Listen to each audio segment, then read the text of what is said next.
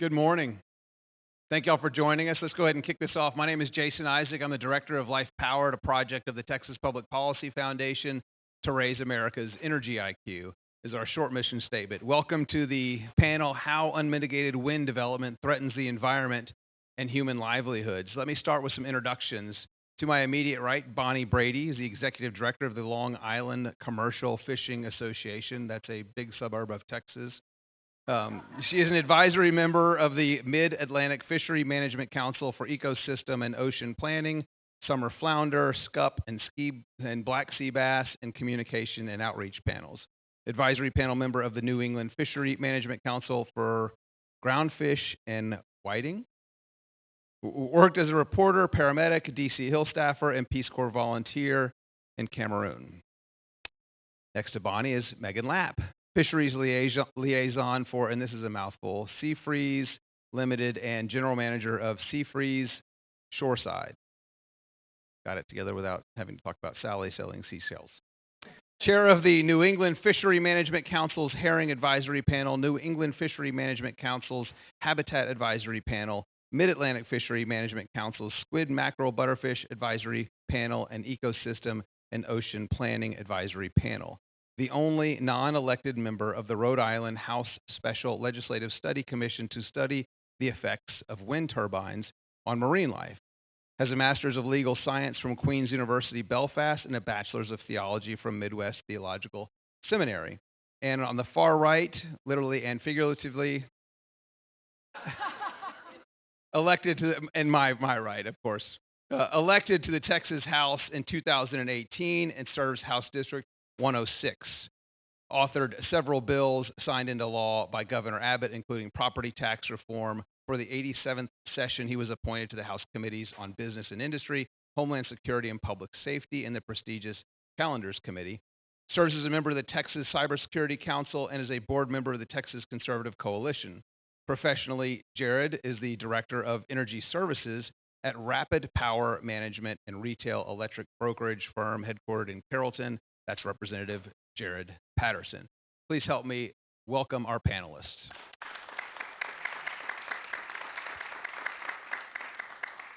Jared, if you may, I want to kick off kind of with you and talk about like how we want to set the stage. We all remember, for those of us from Texas, especially 4.5 million Texans remember, about a little under a year ago when the lights and the heat and the gas and the water went out during coldest winter storm in recent memory. It was an unpleasant week for many of Texans. Hundreds perished, including an 11-year-old boy who froze to death in his sleep while sleeping next to his younger brother. Can you explain to the audience how and why the Texas blackouts happened, and what role what I refer to friendly as unreliables played in that narrative and that catastrophe? Absolutely, Jason, and thank you all for being here. I'm excited to hear y'all talk, so I want to kind of be a bystander here for a little while. But it was a confluence of issues that happened, obviously, during the winter storm. I mean, first and foremost, an act of God like nothing that we'd ever seen, something that we, quite honestly, couldn't have really planned. The entire state of Texas to be in a deep freeze for that prolonged period of time is a difficult thing to have to manage. And there were certainly issues with communication. There were certainly issues with turning off critical infrastructure that shouldn't have been turned off. There were issues with winterization. But if you look at what happened during the winter storm in a vacuum, you miss some of the key elements of our electricity market in Texas that have been a problem for years. And in 2019, I warned about this in the legislative session, filing a bill to try to make wind pay their fair share, to borrow a phrase. But we have a situation on the electricity grid in Texas where wind power is so heavily subsidized that they break even at negative 2.3 cents per kilowatt hour. Negative 2.3 cents per kilowatt hour. And so we've had such a proliferation of wind power. You have spent through your rates billions of dollars on transmission distribution lines to bring wind from cheap land in West Texas all the way to load centers. But meanwhile, they've been competing against traditional sources of power at such a steep advantage that no one else is investing in Texas. In the last 5 years, we've had zero dispatchable thermal, reliable generators built in the state of Texas. Meanwhile, we've grown into the ninth largest economy in the world. We've added about 1.5 million people, but people are not investing in dispatchable generation. Why? Because they can't compete against wind. So how are the generators going to invest in their procedures? How are they going to invest in beefing up their facilities? How are they going to invest in winterization? How are more plants going to be built? Why would you invest that money just to be at a disadvantage in the market? But you said a negative number. So they're paying people to take their product? Yeah, I mean, essentially what happens is that you, through your tax dollars to the federal government, they turn around and send that money back to the wind producers when they produce electricity. And so, if you think of it this way, if you've got a hamburger stand, on one side of the street and you're selling burgers for $3, and the government comes in and builds a hamburger stand across the street, and they're paying you to take hamburgers, $2.30 to take a hamburger, which burger are you going to choose? You going to pay $3 for a burger, or are you going to take a burger and get paid to take a burger? And oh, by the way, you have to take those burgers that you get paid for first. And if they don't have any burgers that day, there's no penalty. But if I'm selling my burgers for $3 and I run out, I have to pay a steep penalty for not having enough burgers for you. That's the shell game that's going on in the Texas electricity market because of predominantly the federal tax incentives for wind power. Absolutely mind-blowing, the market distortion that's taken place. Meghan, Bonnie, just this morning, I see a headline from Vox.com, Vox News, talking about opportunities with wind and adding more coastal wind. And it's the same wind farm, the Block Island, Rhode Island wind farm that Vox is using in their pictures.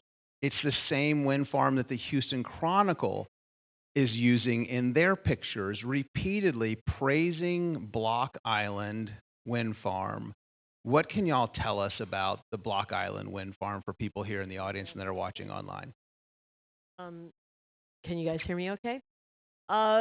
Yeah, the Block Island wind farm is about 17 miles as the crow flies from Montauk on Long Island. It was put online in December of 2016 with 5 6-megawatt turbines. A little less than 18 months after they had put the cables under, supposedly, the sand, they both came undone. As of this past summer, 4 out of 5 turbines were not working, and apparently there are stress fractures in the turbines themselves. And if you go on to, I think it's EIA, which is a site that shows how much power is being produced, there was approximately I think it was 21,600 megawatt hours was the max. It was producing about 1,800 megawatt hours. So it's virtually 20% nothing. operational. Less than 20%. And that's when the wind's blowing. Oh, well, because only one of them is spinning at the moment. Yeah, and that's so less than 20% operational when the wind blowing, or if it's like when I was there months ago, the wind was blowing too strong and they shut them down. Well, right? They've been actually shut down. They may have been spinning, but they've been shut down since May with like flatline because they had this turbine problem. It's the same problem that in Germany, the Merkur wind farm, they believe there's a problem inherently with the turbines that they use for Alstom, which was purchased by GE. The wind commercial keeps going on and on and on. I will just add to that. The National Grid cable, which is the cable that connects the island to the mainland, National Grid was very upfront when their cable became unburied because they didn't do their job correctly of burying it right in the first place. They estimated initially that would cost $31 million, which was going to be a cost that they would pass on to ratepayers through an undisclosed surcharge. So the state mandated that they rebury their cable by 2021. Well, shockingly, it's not reburied yet because they didn't bury it in the pipeline that they had put in. They had issues with that, and they've had to stop work on it because now it's winter and it's nasty in the ocean in the winter, so they can't repair it now. So maybe it will get repaired this year. And when there was a state task force that was kind of interrogating the state agency that oversaw the Block Island wind farm, and they said, well, the state senators were like, why didn't you fine them? Haven't you imposed any fines on them? They said, no, we're afraid to do that because they will probably pass that cost on to ratepayers as well. So basically, they just get away with what they want to. Incredible. And I remember reading this article about the power lines being exposed and how they were going to have to come in.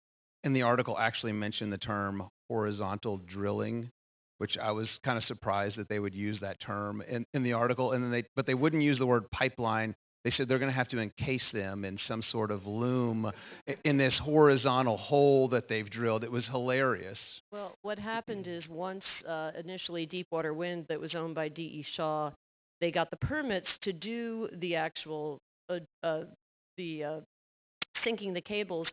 They said they wanted to do long horizontal directional drilling, and then as soon as they got the permits, they changed and went, no, we're going to jet plow instead. And the Coastal Resource Management Council's own staff said, we don't believe that's going to work. We need you to go even deeper. And they went, oh yeah, sure, no problem. And then of course, 18 months later, poof. And the excuse they used was dynamic. Shifting sands in a dynamic environment is the reason they became exposed, which kind of is the definition of the ocean. So this Block Island wind farm is not the only one. It's the only one in the area now, but it's not the only one proposed. Tell us about that, what we're seeing, and Meghan, how you got in touch with the Texas Public Policy Foundation and what we're doing. Sure. So Bonnie and I have been fighting offshore wind on the East Coast for quite a while now. There's basically just been wholesale sellouts by the federal government of a lot of our fishing grounds, not just in one wind farm or in one lease area, but many. The Vineyard Wind project that we're suing on is a conglomerate bunch of leases off of Massachusetts that is over 1,400 square miles with multiple leases a part of that. And to kind of put that in perspective, the largest wind farm in the world right now is offshore wind farm is 55 square miles and part of a conglomerate lease area of about 110 square miles. So the area we're talking about is 1,400 square miles, and that's not the only area. There are other areas off of New York. There are other areas off of New Jersey, Delaware, Maryland, North and South Carolina. There are 6 more leases going up next month, and there's a new area that they've identified for leasing that goes from Cape May, New Jersey to Hatteras, North Carolina. So we're talking about essentially the whole East Coast and the obliteration of fishing completely on the East Coast. It's not just one place, it's many, many places and many, many leases. As we prepared for, I spend a lot of my time reading, 400-page documents and the appendices and coming up with comments to the federal government. Like Jason mentioned, I do have a legal background, so I write every single comment letter like we're going to sue. To establish that on the record, and I knew that that's where we were going to get with these projects. So when the Biden administration quickly resurrected a permit that had been disposed of by the previous administration, they approved it in, I believe it was March of 2021. I was like, well, we don't have the money to take this to the Supreme Court, and that's where it's going because this is going to be a landmark case, a case of first impressions. The law that authorizes us has never been sued on before. So I was like, we're going to need an organization that has that expertise and that depth. I had heard Texas Public Policy Foundation's name mentioned along the lines of other organizations like Pacific Legal Foundation and others that litigate for individual freedom and against government overreach. So I went on the TPPF website and I looked at that point.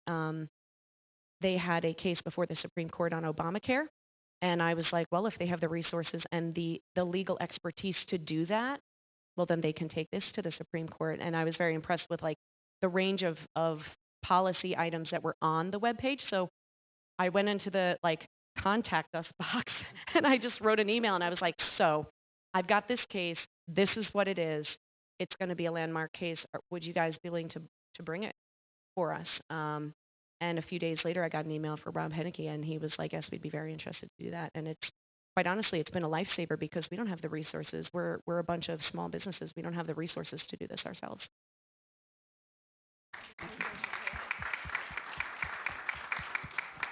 Did you happen to consider just pulling our money and buying some of Hunter Biden's artwork so that maybe the president would be on our side? Nah, he's probably invested in the Chinese minerals it's going to take to make the magnets. Bonnie, tell us about the impacts to the fishing industry that that we're going to see if these are built, and the food supply in the U.S.? Catastrophic. For us in the Northeast, they literally, in fact, I see Mr. Bryce over there, and he came to visit us, I want to say 4, maybe 5 years ago now, when the South Fork Wind Farm, which is called Deepwater Wind, was initially put in. When they did the Block Island project, they had, in Rhode Island, decided they were going to pick one in-state area and one federal area, and the South Fork Wind Farm on cod spawning grounds was the one chosen for the federal project. And initially, they wanted to bring the cable in through Gardner's Bay, in through where trap fishermen who have done the same job for about 15 generations, where their fish traps were. And I'm not sure, I had heard Mr. Bryce speak at the Harvard Club, and I got to ask a question. The next thing we knew, he came out to Montauk and spent several days meeting everyone and learning as much as he could. So that project, still, they changed the cable route, but it still is a 36-mile cable through viable fishing grounds. The project, the Rhode Island, Massachusetts wind energy area, the overall one, 1,404 square feet, is 2/3 the size of the Grand Canyon National Park. So imagine you're staring at the vista, and every mile on the mile, a new 856-foot strip. That's what they're planning. Plus, in the Bight, they've got a new one in the area of Cholera Banks, where that's when Meghan jumped in at the federal level with us, because BOEM themselves came to me and saying, hey, New York, we're going to do this here. And I'm like, there's like 6 other states of fishermen that fish here. They didn't even know, because they don't understand that we have boats and we follow the fish. And we fish in different states, and we fish in federal waters. So in New York, a lot of fishermen have permits for different states, so they may go 30 miles offshore to catch their species, but then they're going to go to North Carolina because North Carolina has a larger quota. So it's not just about going and catching the fish, it's also about going and transporting the fish. Meghan has a plant in Rhode Island. There are people from New Jersey that go and they land their fish with her. So all of these things, they're basically industrializing the ocean, and they're creating it in such a way that not only will we be unable to fish there, we aren't even going to be able to navigate through there because of the radar interference. And we're talking marine radar interference, plus the things that Meghan and I found out about during this project: national security issues, terminal radar for FAA, search and rescue operations. This is ready, shoot, aim, and we're the guinea pigs. It's horrible. Jared, it's pretty unique for the foundation to be engaging with a group outside of Texas, especially this far up in the Northeast. And some people have asked, well, why is the Texas Public Policy Foundation involved in this? And I said, sometimes it's necessary that we take the fight for liberty beyond the borders of the state of Texas. That's exactly what we're doing. I'm so proud of our attorney, our litigation team. The Center for American Future is taking on this battle.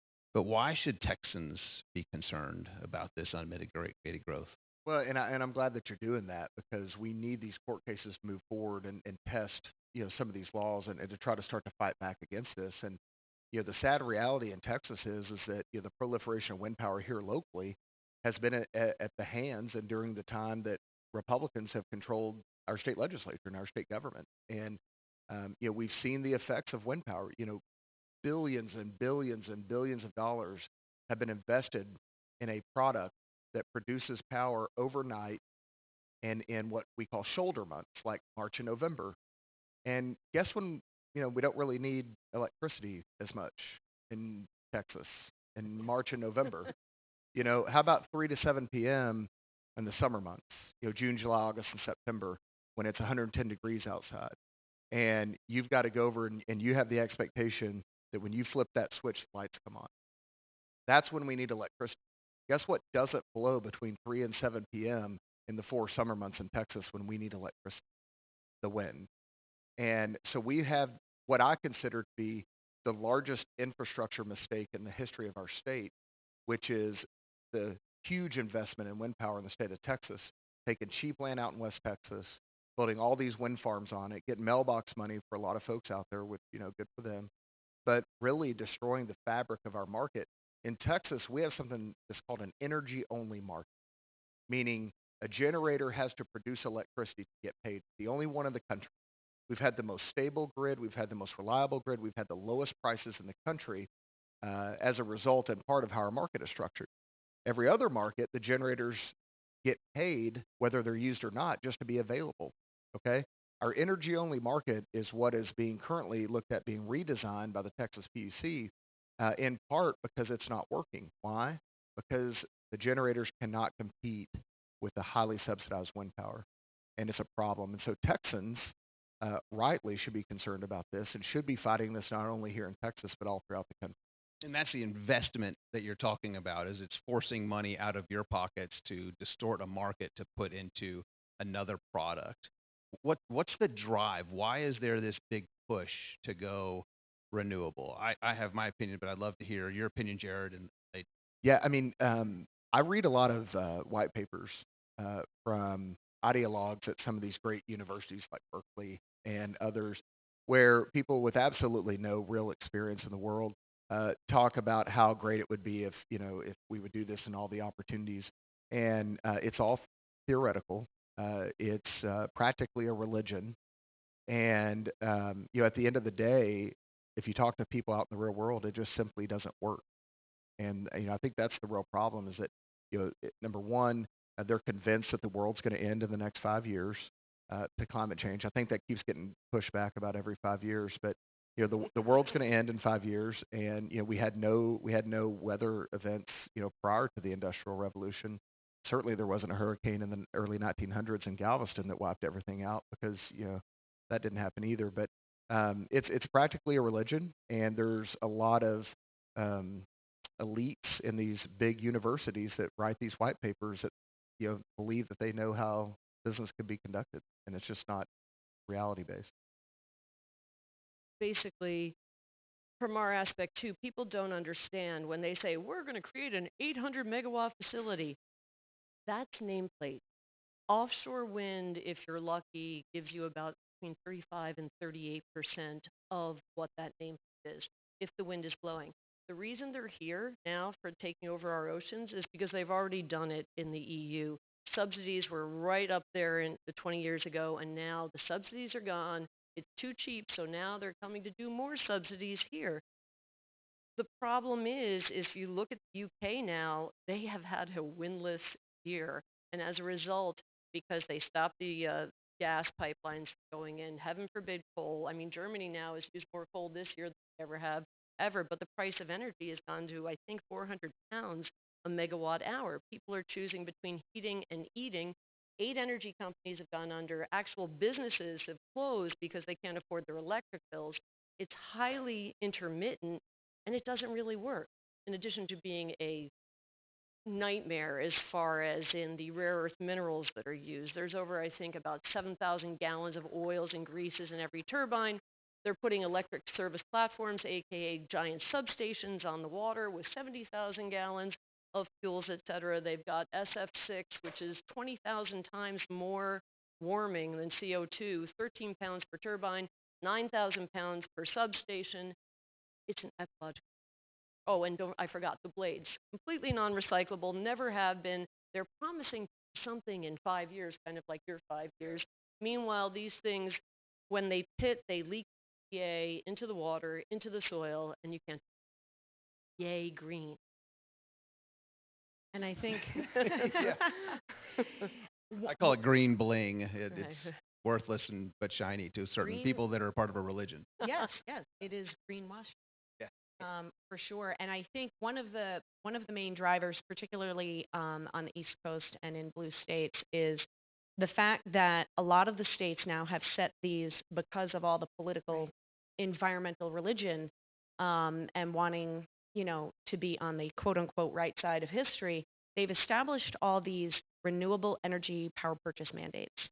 So they're saying we're going to purchase X amount of power from offshore wind by this date. And they pass legislation at the state level that requires the public utilities commissions to purchase that power. Because what we have found is that nothing goes forward with offshore wind, nothing, until the power purchase agreement is in place. For Vineyard Wind, which we're suing on, the power purchase agreement was signed between Vineyard Wind and the Commonwealth of Massachusetts, their public utilities, pursuant to state legislation, before Vineyard Wind had submitted a construction and operations plan. That power purchase agreement is the driver, because they're not going to invest, and other folks are not going to invest until there is a guaranteed contract in place. That's actually one of the aspects of our lawsuit, because when that goes in, then the federal government, when they're reviewing the project, they state, well, the purpose and need of this project is to fulfill the state's energy goals, which is a constraint of the law. And you have the state driving the federal process and telling a federal agency what to do. And it's very complicit. There's also a lot of politics involved in this. We say it all the time. It is a David and Goliath battle, because, quite frankly, the companies that are owners of these offshore wind leases are majority owned in many cases by foreign governments or the investment arm of foreign pension funds. We have Ørsted, which was formerly Danish Oil and Natural Gas, majority owned by the Danish government. Equinor, formerly Statoil, 67% owned by the Norwegian government. And the current project that we are litigating is 50% owned by Copenhagen Infrastructure Partners, which is the investment arm of Pensions Denmark. So while we fight this at every single level, at the state level, at the federal level, we're on meetings, webinars, we're going to every single office that we can, the Danish ambassador is wining and dining folks in Washington, D.C. on a regular basis. Actually, the former Danish ambassador that was there when all of the Vineyard Wind stuff was going on, construction operations plans and stuff like that being submitted, he now is like the marketing head of Ørsted, which is another one of the offshore wind companies. So that's kind of the political game, and that's what's driving a lot of this. And one other thing, because when Meghan mentioned the movie about the Scandinavian mafia, offshore wind is 8.5% of Denmark's GDP. They need to keep doing. So when they do this, the pension fund pays for the lease. They bring all their own people. Jobs, not from here. They bring their people, their boats, their jack-up barges. They bring the parts, because we have bridges in the U.S., and they bring them standing up. They come, they put it all in. Every one of the foreign nationals and workers that works for them gets tagged a bit of money back to the pension fund, and it just goes over and over again. And to circle back and apply that same concern about foreign governments to what's happening here in Texas, I worked on legislation this year, and a better bill was actually passed and signed into law, passed by Representative Pam Parker, who's running for Senate now, that would ban bad state actors from investing in infrastructure here in the state of Texas. And what we found is that there was a wind farm being built next to Dyess Air Force Base here in Texas. You all mentioned your issues with navigating the seas, with the wind farms. Well, you can imagine the Air Force Base, where they conduct low-flying training, having a Chinese general, former Chinese general, buy up a huge ranch in Texas to build a wind farm.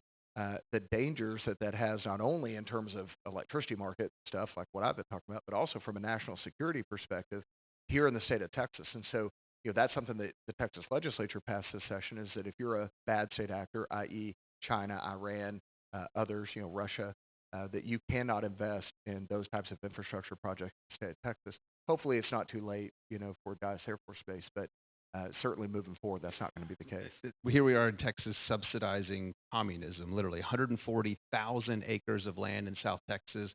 They were proposing to get Chapter 312 and Chapter 313 tax abatements, which increases, for those of us that are paying property taxes, it increases our liabilities for every single homeowner and business owner in the state of Texas that doesn't have these exemptions. And that's why you had to pass this bill, so that they wouldn't be able to connect to our grid. Imagine what the Chinese communists or any one of our enemies could do that could spoof the amount of electricity being produced on the grid and cause a catastrophic blackout, like February would look like a walk in the park last year, February. So that was good legislation. I'm glad you touched on that. We talk a little bit about these mandates for states to make this renewable portfolio, to have so much of their electric generation from renewables. And the big push is to decarbonize, to go net zero, or have net neutrality, to be carbon neutral. And it's essentially a way to have a carbon tax without having a carbon tax, which I refer to as a pro-China carbon pricing policy. Keep in mind, and Chris Wright will probably talk this afternoon at lunch. I highly encourage you to be there. He'll talk about, and if I don't know if he's in here, but he'll talk, and he might talk about, if not, I'm probably prepping him now, where people are conflating greenhouse gas emissions with harmful pollution. And keep in mind, greenhouse gases, the largest of which is water vapor, those are necessary for life on Earth.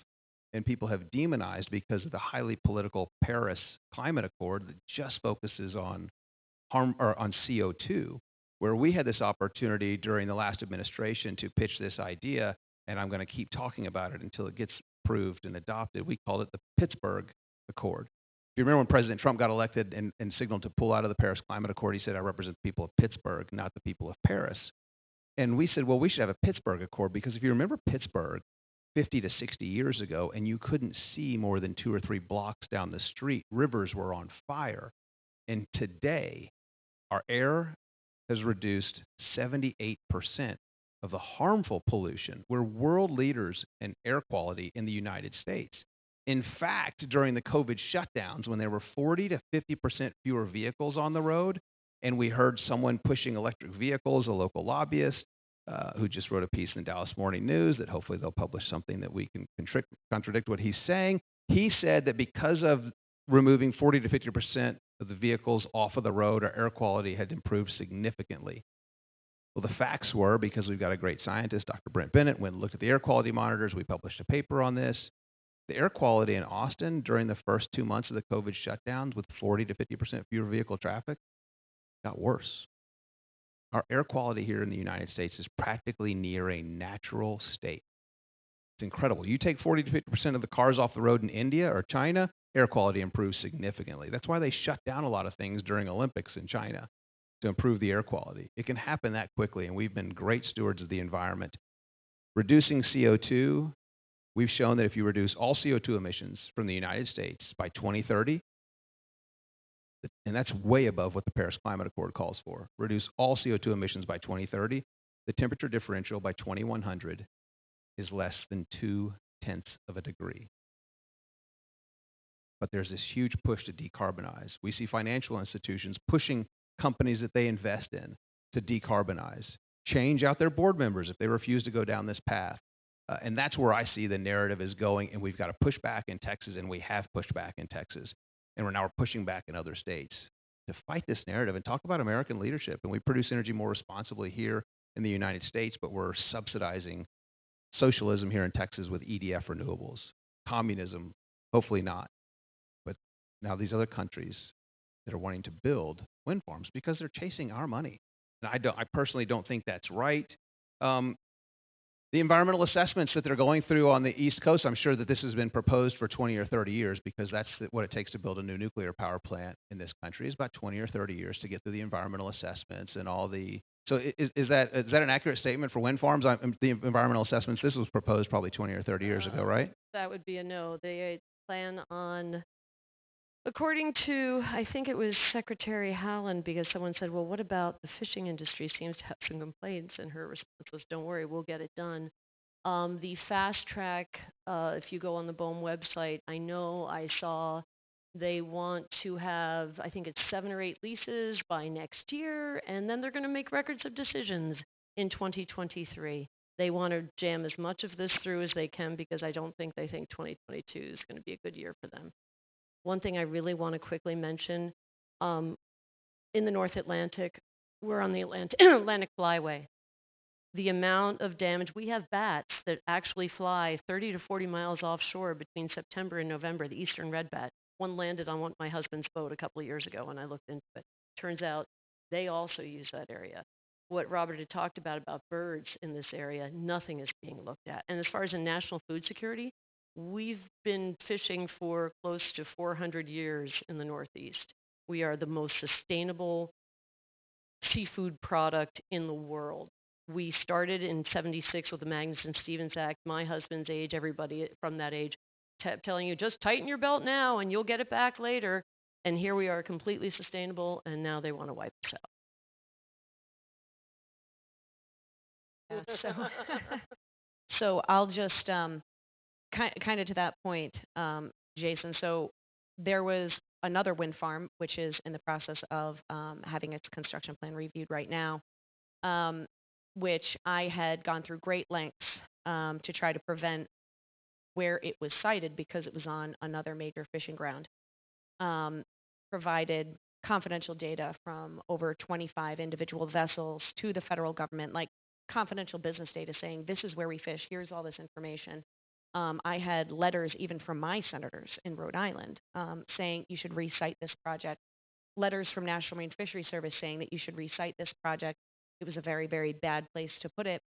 And at a meeting that I was at where the director of the Bureau of Ocean Energy Management was scheduled to speak, even though we provided her all this information, and Bonnie had even given her more the day before, she opened up the meeting by saying, "I'm not a marine biologist, but I'm a history maker," and proceeded to say how she was going to make history with the New York wind farm. And so that's basically the gist of how all this has gone. The environmental reviews, a lot of them are from overseas. They're from areas with smaller turbines. They're not applicable to what's being done here.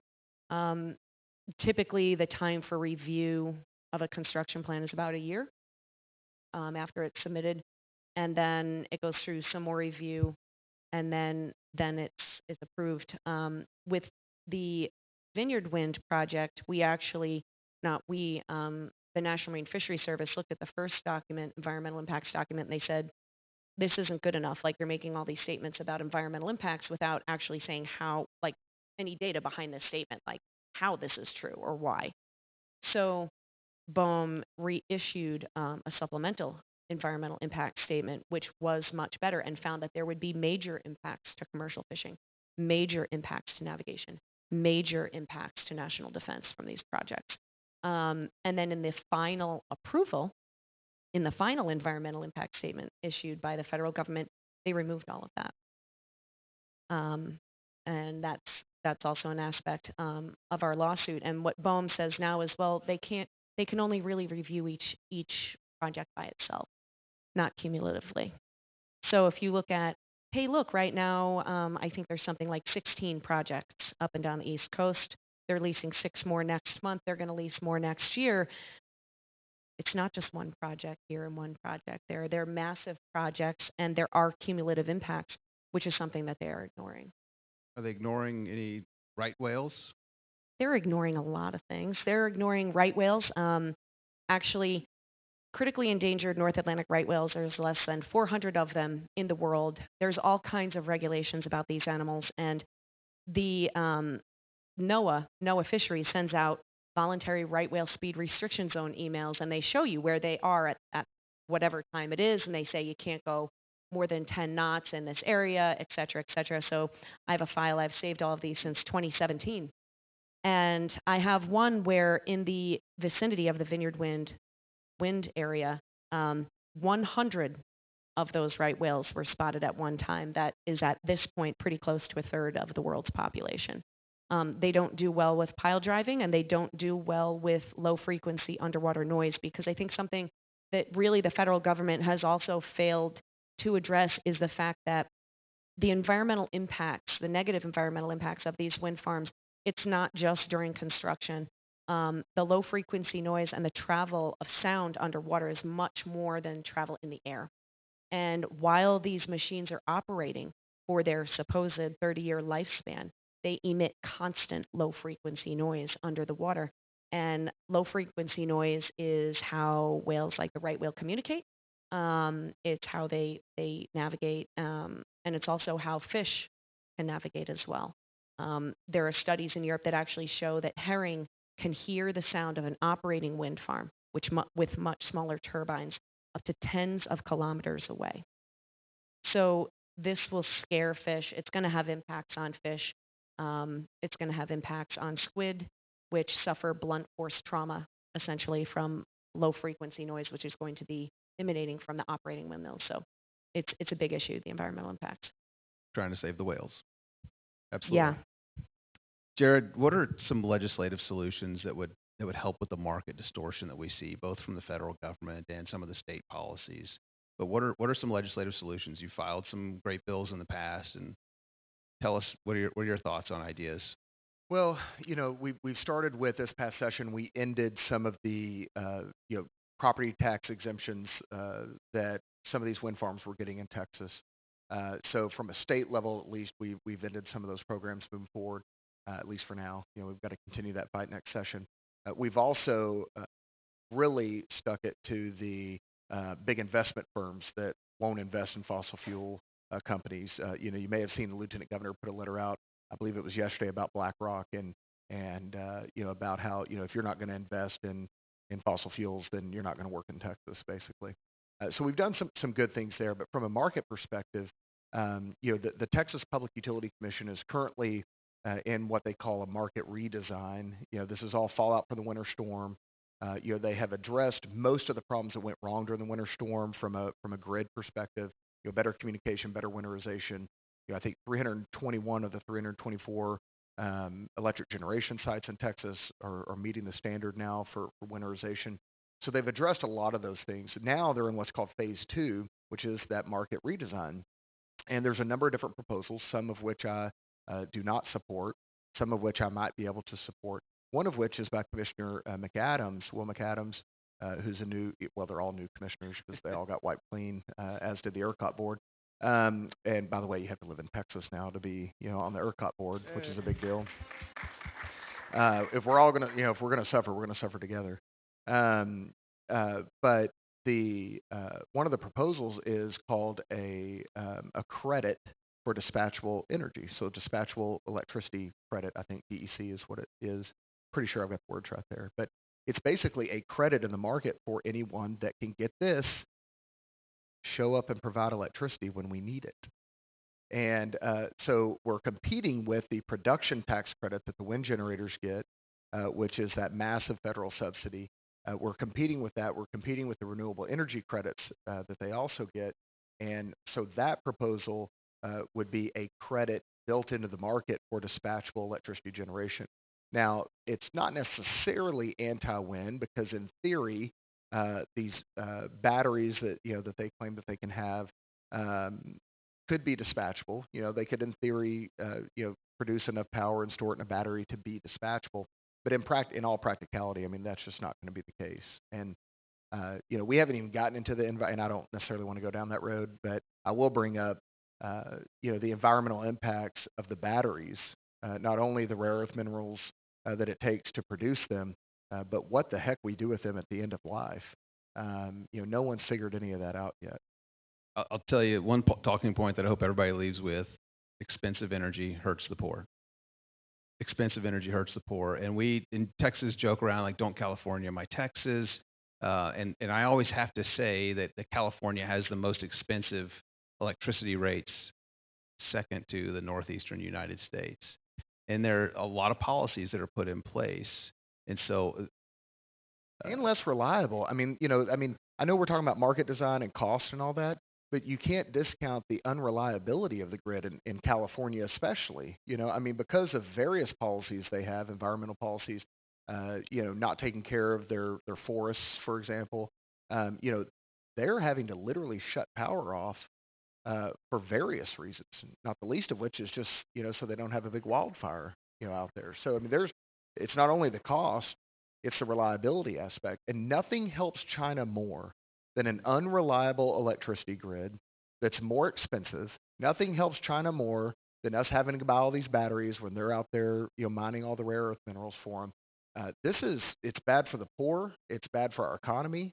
I really struggle. I try to be open to things, but I really struggle to find anything that's good about wind power. We went to Narragansett to visit a couple of months ago, and there was a lot of wind and bad weather coming in. And I think this was in October, maybe, is when we were there. And we woke up the next morning in our hotel, and there was no electricity. And it was like, this is just perfect. This is absolutely perfect. But we had trouble filming and doing things that we were supposed to do. If you didn't get a chance to see the 10-minute movie premiere that we did yesterday, it's phenomenal, on our lawsuit and who we're fighting for. Amazing work. That film, 100% in-house. produced, shot, edited the Texas Public Policy Foundation. And that's because of many of the support from the people in here and those of you that are watching online, we were able to do that. So thank you, God bless you. But it was just interesting that the electricity was out, and that's what we're trying to avoid happening anywhere in the United States. Also with the South Fork Wind Farm, which they're trying to do as part of that whole process. In our town. Wait, what'd you call it? I know. Come on. Well, back They're when really it was, calling it the South Fork. Back when it was called Deepwater Wind, we did have at the public hearing when 250 people came out and said, no, we don't want this. Carl Safina, of all people, coined the phrase Deepwater Swindle, and so I like that one a lot better. That's good. And they put in a 5-megawatt lithium battery site, which, in addition to only working for 4 hours and then taking up to 48 hours to charge on the grid to get another 4 hours in case of an emergency, if it catches fire, if you add water, it explodes. And it's 150 feet from our bay. What could possibly go wrong? It's just, I mean, because we have hurricanes in Montauk. We've had floods in Montauk, and it's literally on the floodplain. Couldn't make it up. Yeah, and as far as reliability, you folks saw what happens when ice gets on wind turbines, and as we were actually flying down here, the day after we flew down here, the high temperature in Narragansett, Rhode Island, was 4 degrees, and I was receiving alerts from the United States Coast Guard. Mariners beware. There's heavy freezing spray conditions, because what happens in the ocean is when it's windy and nasty in the wintertime, the water sprays and it freezes instantaneously. I've been out commercial fishing, herring fishing before, and as the net is being wound onto the net drum, it's freezing. That's seawater as it's hitting the net reel. So if you imagine all of these turbines out in the ocean and there's heavy freezing spray, which also inhibits electronics, according to the United States Coast Guard, that's an issue. That's a big issue. And as far as reliability and cost, what's one fun fact about the Block Island Wind Farm is that the town of New Shoreham, which is the town of Block Island, their town actually voted heavily in favor of turning back on their diesel generators at times of peak electricity to save people 8% on their electricity bills. So their little diesel generator that they have on that island is producing, which, like, to get diesel to the island, you have to put it on a truck and put it on a ferry and take it there. It's not like, easily accessible. That is cheaper during times of peak usage, which is pretty messed up. Last week in the Northeast, when we wrote about this, home heating oil was being used to produce electricity from power generation plants. That was the number one source of electricity. Do you know what two sources were exceeding renewables? Wood, biomass, wood pellets, and garbage. Garbage was being burned last week in the Northeast United States to produce electricity. So every time you throw something away, just think you're producing renewable electricity for the Northeast United States. Well, and you bring up the biomass, there's all these scams out there, but, the city of Austin runs their own electric utility, and they invested $2 billion into a biomass plant in East Texas that produced, drumroll please, 0 megawatts of power during the winter storm. And this is billions of dollars that ratepayers are having to invest in, that the city of Austin has built out in East Texas, that does not work. And by the way, I would love to go fishing, but not on the day that the water freezes as soon as it comes out. No, you don't. Yeah, You don't. That's not what I want. Meghan, you talked about cost right before we open it up for questions, so start thinking of your questions. You mentioned cost in this article, this Vox.com article that I saw this morning, that under the picture talked about 300 jobs were created to build these 5 turbines. If you missed Robert Bryce's talk this morning on power density, please go to texaspolicy.com and watch it from this morning. 300 jobs to create one operational wind turbine when the wind is blowing and not too strongly. I liken that to, and we maybe have to do some math conversion here. I know Alex Epstein has I've read in his book, Moral Case for Fossil Fuels, that I think a gallon of gasoline has about 27,000 calories in it. So think about how many days you have to go to expend 27,000 calories and how much food you have to consume, or it's right there in a gallon of gasoline. I'd love to know the equivalent of how many people it would take to make a hamburger to compare to these 300 jobs, because they're like, this is great, 300 jobs, but at a certain point in time, it's really inefficient and it's not smart. You don't want 100 people making a hamburger for you because you wouldn't be able to afford it, but that's what they're praising. So we got to figure out the calorie equivalent, and Robert, I may use your help on this to figure out the power density on these 5 windmills, and actually the one that's working, and compare that to 300 jobs. So question and answer time. I just want to share it because the people love to brag about all the jobs we're creating and all the economic opportunity. Again, they're taking money out of several of your pockets: subsidies, tax breaks, higher rates. Yes, ma'am, we'll have a microphone coming around. He's in the very back. I've got the first hand up here. Yes. Well, we do for our online viewers. So yeah, our online viewers, they can't hear unless there's a microphone. So thank you. Okay. Is it on? Yes. I have a question that came up in my head while you were talking. Have you got anything with some of the environmental groups in on the trying to get rid of these? Because this is a hurt on the environment. That's not talked about a lot. And I would think that if you really are concerned about the environment, you'd want to not have something that disturbs the environment out to sea. And who came up with the stupid, brilliant idea of putting it out in the water? Well, we have had no friends amongst the environmental community. The whale folks got paid off by the wind companies shortly before going into the approval of their construction and operations plan. You're right. It is wholesale destruction of the environment.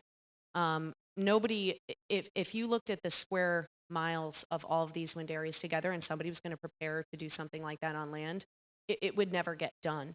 They're going to put them out in the ocean, or that's what their plan is, because they keep telling everybody that they're not going to see them. They are, because they're much larger than what they started out as. But a lot of people are like, well, if it's not near me, kind of out of sight, out of mind. Also, to develop the supposed power that's going to come from them, the mass of area that you have to have is unbelievable, because when you have a wind farm, it's kind of like if anybody has ever done sailing. If you're racing in a sailboat, you don't want to be directly behind the boat in front of you, because that boat will steal your wind. You've got to be a little bit away from them, right? So the area that is required to produce that much, considering the wake effect of one windmill stealing the wind from another windmill, it's massive area. And I keep telling people, if this all goes forward, it's going to be the biggest ecological destruction that this country's ever seen, and everybody's going to look back in 50 years and go, oh my gosh, what did we do? Also, I'd say there is one bird group that hasn't been bought off yet that I know of, which is the American Bird Conservancy. But what Meghan talked about, many of the groups, they've signed non-disclosure, non-disparagement clauses. So they will all talk about, oh, wow, clean energy, because, if we don't do this, there won't be any fish. But then meanwhile, they'll file documents with the Marine Mammal Commission wondering about the cumulative effects of the survey boats that use low-frequency sound 24/7, that they're concerned about whether or not the right whale is being affected, because right whales are baleen whales, and they hear in that low frequency. And the fun fact about the right whales are they don't talk as much as other whales. They don't sound, and especially if other things are around. There was one study I saw where the right whale mothers whisper because they know someone else is around. So they're going to have folks, as they're pile driving a 350,000-pound hammer 35 to 60 times a second for about 5,500 turbines throughout the eastern seaboard, and they're going to put people on the boats with binoculars to look for the right whale. And the right whale also doesn't talk, and they're going to use passive acoustic monitoring to listen, but they're probably not going to hear until something happens, and then it's too late. It's heartbreaking. I'm going to try not to throw up in my mouth a little bit as I recommend a movie for you from Michael Moore. Oh, yes. Oh, it's really hard for me to say that there's something I agree with him and George Soros, but both of those have happened this century. Michael Moore produced the film Planet of the Humans and talks about how they were fighting mountaintop removal for coal, and now they're fighting mountain tops from being removed for wind because it's not energy or power dense. And he actually was probably the first leftist to get canceled. He got canceled from YouTube. His movie got pulled down. It's back up now, but that took, I think, a couple of months. So I will say, now, if you watch till the very end, he's very Malthusian. He thinks that humans are the problems. There's too many of us. That couldn't be further from the truth. We produce enough food on this planet to feed 10 billion people. We have over 1 billion people that don't have access to electricity. That's about 3.5 billion that don't have access to reliable electricity. We stand over the key to ending energy poverty on the face of the earth right here in Texas. Now, he's very Malthusian, and I was on a Allie Beth Stuckey post on Instagram yesterday. She's the conservative millennial, and she was talking about this Malthus people, and I said, yeah, it's the same thing in the environmental climate industry / cult. They want to decarbonize, and keep in mind, we're a carbon-based life form. To decarbonize means to dehumanize this planet. Yes, sir, over here. But wouldn't the Earth be so much better without humans? Yeah. Well, that's back to the cults that they believe in. Yeah, they think that we're the problem, and COVID's the cure, and that's actually from an environmentalist group. They believe that. Yes, sir. Question I had was, in December, Bloomberg did an article about China doing a lot of offshore wind turbines. And apparently right now, it looks like what the article is talking about is they're doing almost like 24-hour a day setting these things up, having a commando force going out there. How much and I have two questions to ask, how much has our policymakers or people that are doing these stuff on the East Coast looking at China racing to do this, trying to copy China? Has that anything come up, anything of the studies or things that you're looking at that China's purposely, where I thought actually back in 2016 they were trying to pull back because it wasn't as cost effective doing wind? Is that anything you guys have looked at? The article just came out in December from Bloomberg. The financial pressure that these countries are receiving, there's a group out there called the Climate Action 100 Plus, which is financial institutions that manage the wealth of pensioners, people that invest in 401ks, individuals that invest. They manage over $60 trillion. And their effort is to decarbonize. So the amount of political pressure that they're putting on countries like China, who are having to capitulate and do this just to attract the investment dollars. $60 trillion represents about 60% of the global wealth. It is incredibly influential. Jared mentioned BlackRock earlier. They manage $10 trillion or close to $10 trillion, or about 10% of the global wealth. They're incredibly influential. And the letter to the CEOs from Larry Fink that came out Tuesday, it was Monday night or Tuesday night, it mentions decarbonize, net zero, carbon neutrality repeatedly. I would say at least a dozen times. He does talk about capitalism, and he is a capitalist, but we believe there might be some efforts to drive markets a certain direction to benefit certain people, and not focusing on a challenge of ending poverty around the world, or nothing, not a single word about reducing harmful pollution anywhere in the world. And that's our Pittsburgh Accord. Let's call on our trading partners to meet our air quality standards, because we have the strictest in the world, and we're the only country over 50 million people that actually meets those World Health Organization air quality standards for safe air. I also want to say, obviously, Dong, Danish Oil and Natural Gas, in 2013, Goldman Sachs bought an 18% stake in Goldman Sachs, and in Dong. It was a big to-do in Denmark. They were flipping out at why is this American company, and they finally sold their stake in 2018 when the IPO came out. Blackstone was the 80% owner of Offshore MW, which was the company that won the lease for the Vineyard Wind project, along with a 20% stake by Vineyard Power. And a month after they won, they sold to Copenhagen Infrastructure Partnership. There is a huge amount of money to be made on the net zero plan, and they've been doing it for quite a while, and they're making money. The pension funds, they're all doing a part of it. And the other project for Blackstone at the time was a project in Germany, same thing. They got the lease, built it, refinanced it, sold it, I think, to China on this one, which was the other one. Big money to be made. Well, one other question real quick, might be Jared.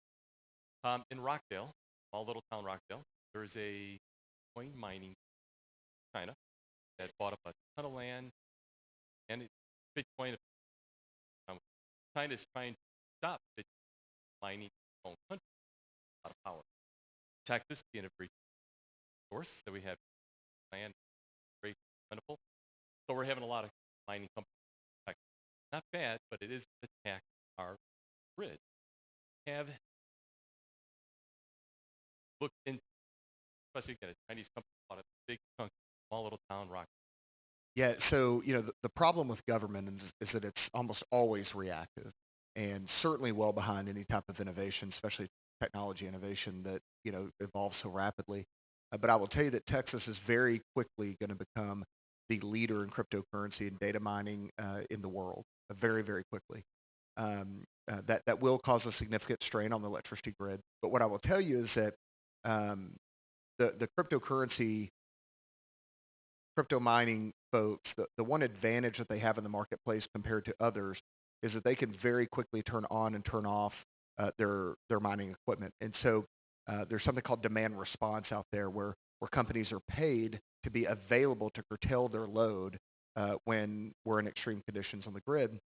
And for most of my customers professionally that are manufacturers, they can't just turn off their equipment, or the incentives aren't big enough for them to shut down their production. It can ruin materials, it can ruin equipment. There's safety issues there. For commercial buildings, Berkeley put out this white paper about the huge opportunity demand response in commercial buildings. What they don't realize is that most tenants have lease agreements where you can't really change the set points much in a commercial building without violating the terms of the agreement, without making your folks uncomfortable. But on the cryptocurrency side of things, they can very, very easily and very quickly turn off during peak times for what we call peak shaving or load shaving on their equipment. So they can buy up all of this really cheap power overnight, sometimes negative pricing overnight, and be off between 3 and 7 p.m. in the 4 summer months. So but when you combine the cryptocurrency piece with the expansion of electric vehicles, which is coming very rapidly, I've Toyota North American headquarters partially in my district, and every car that they're coming out with now is electric based pretty much. And so all of these things combined are gonna wreak havoc on the grid if we don't get more dispatchable investment here very quickly. You mentioned electric vehicles in the grid. Keep in mind, California repeatedly this past summer, 2021, told people they could not charge their cars between 5 and 10 p.m. So if you have a fire and you need to evacuate, you have to wait till 10 p.m. so you can charge your car to leave. Let's go back here in the back, and then we'll come up. We got two up here in the front after. Yes. So as a small oil and gas producer, we're required by the Railroad Commission to have some form of financial insurance. And so that way, if we go bankrupt in 20 years, whatever, those wells will be plugged. My concern is all these wind farms that the taxpayers can be on the hook to dismantle. Is there any kind of bond or anything that these wind companies can put up so that way that the taxpayer won't have to cover that?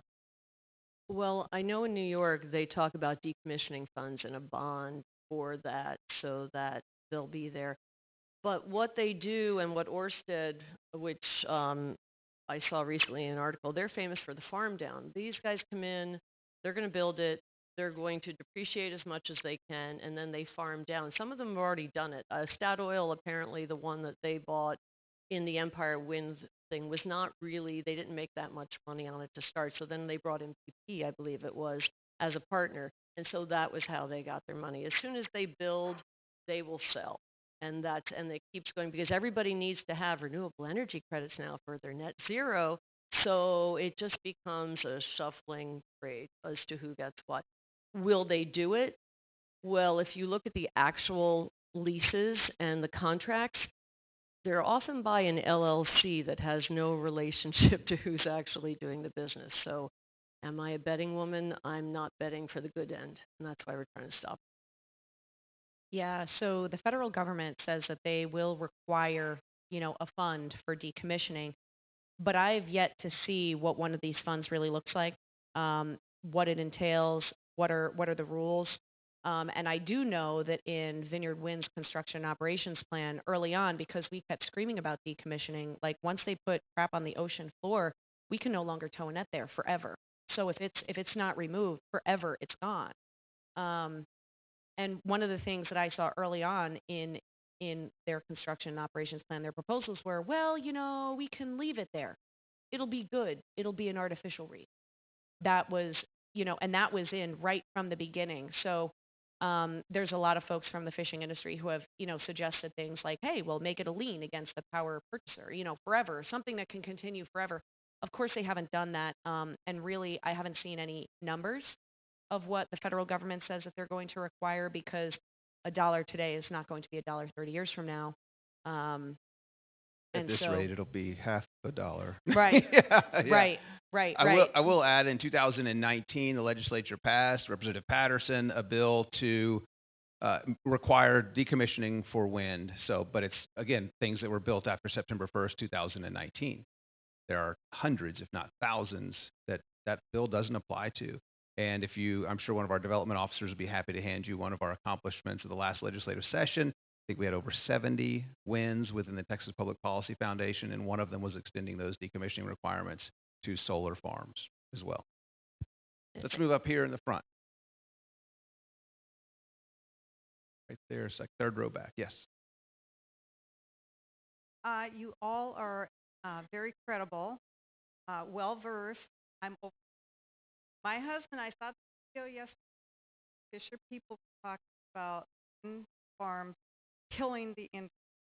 Thought this morning, I said to my husband, we're both lay people in this area. The wind farms are killing the fishing industry. And he said, well, why? And I said, well, they can't get around the windmills or whatever. And he goes, well, why not?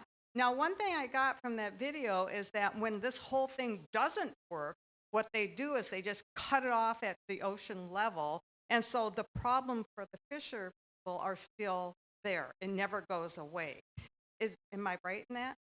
Well, that would be at the decommissioning phase, but unfortunately, there's a lot more involved. The gear that we pull behind the boat in some cases is a quarter of a mile long. So in a normal scenario, and I'll let Volkswagen and the balloon thing, regarding how we pull the net, and I'll let Meghan describe that, but the cables, you're talking about foot-wide transmission, 140,000 volts of power, thousands of miles jet plowed under the shore, except when they're not, and then they're going to be laid on the floor, and then they have to armor them with rocks and sandbags and other riprap.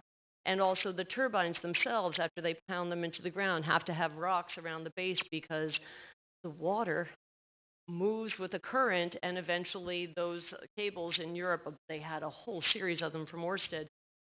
The electric cables were wrecked because they forgot that when water has current, it's not, I wish I was making this up. Are these electric cables that take electricity that the turbine? Right. It brings it into a cable, gets it in a grid, and then shoots it back to a site off land.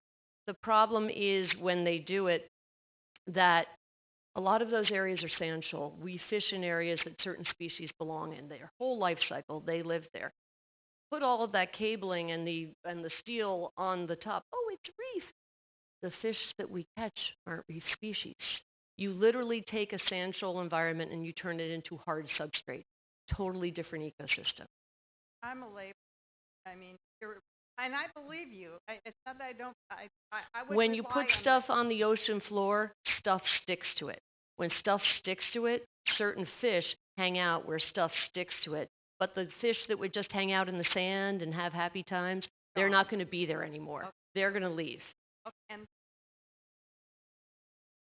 fish because they're not there anymore, and we can't access them necessarily in the places that we don't even know where they're going to go. And it doesn't have to. My answer then was incorrect. No, your answer is absolutely correct. So the fishing vessels primarily that fish in the Northeast are trawl vessels. So what you have is you have a boat here, and you have cables that are a quarter of a mile to half a mile long, and behind that is the net. So the boat has to be able to maneuver towing that gear around things that already exist, like shipwrecks, rocks, stuff like that, because your net is made of thin fiber. If it catches on a rock, it's destroyed. So trying to maneuver that kind of gear between a wind farm would be similar to if you had a Volkswagen Beetle and you were towing a hot air balloon behind you, okay? through the windy cities of New York City, and you had to go around those blocks and make those turns, but the balloon can't hit a building. Not your car, the balloon can't hit a building. And if it hits a building, you could flip your car and die. That's kind of the analogy, as well as the fact that the wind turbines themselves cause marine radar interference. So we operate in all kinds of weather, in the dark, in blizzards, in storms, in rain, in fog, and you need that radar to work because it's your eyes. And if it is all cluttered up with a bunch of interference from wind farms, that now makes it very unsafe. And the Vineyard Wind Record of Decision actually said that they expect the entire area to be abandoned by fisheries due to difficulty with navigation. Right here in the front, last question. Wow. I just have to say, you two ladies are so inspiring. I'm fired up. I live in Texas, but I'm ready to go to New England and help you. Just wow. Thank you to Texas Public Policy Foundation, because at this point, we as Texas must lead in the fight for liberty. So they are our sisters and brothers, New England, but you're Texas in spirit with this kind of grit. I'm super inspired by meeting you, watching this film, listening to you. So now I want to know at what personal cost has come to the both of you, because as we are fighting, all of us are fighting battles. We must be willing to sacrifice, to stand up and stand in the gap. TPPF, you're standing in the gap for the fishermen of New England. Incredible that New England isn't supporting those fishermen. What is happening for you two, and what can we do to inspire you and encourage you, besides giving money to help fight this battle? Well, I can say, we've heard a lot about people supporting the right thing with their time, their talent, and their treasure. Let me tell you the time.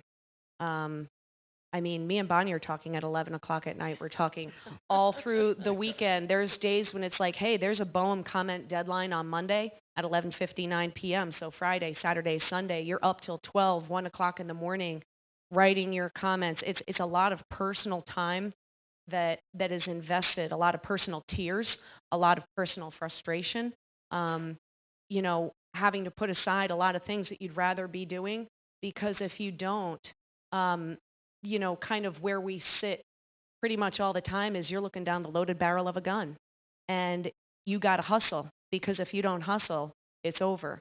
And that's, it's a tremendous amount of mental time too, because even when you're not working on it, you're still thinking about it. I joke calling Meghan my faux daughter because we talk all the time. I talk with her more than I do my own kids. All